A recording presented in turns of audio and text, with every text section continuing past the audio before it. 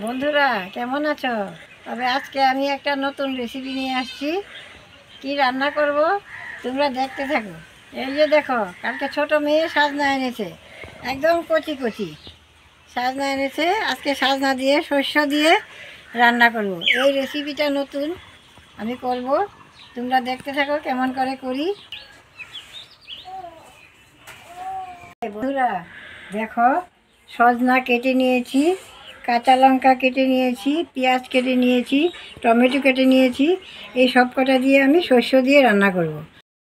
দেখো, এইটা মেথি শাক। এই শাক খেতে খুব ভালো লাগে, খুব উপকারী, ব্যথা বীজ জন্য খুবই ভালো। এটা আজকে রান্না করব। কড়াই গরম হয়ে গিয়েছে, এখন আমি সরষের তেল দিয়ে দিলাম শুকনো লঙ্কা, দিয়ে দিলাম পাঁচফোড়ন, তেলের উপর সাজনা দিয়ে দিলাম কাঁচা লঙ্কা, দিয়ে দিলাম টমেটো, পেঁয়াজ কুচি, মাথা লবণ, 1 চামচ হলুদ,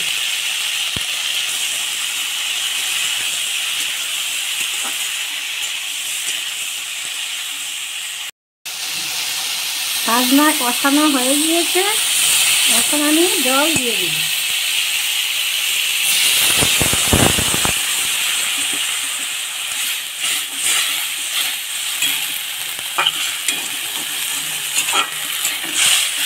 আমার সাজনার তরকারি হয়ে গিয়েছে, এখন আমি সর্ষে বাটা কাঁচা লঙ্কা বাটা একসঙ্গে দিয়ে দিব।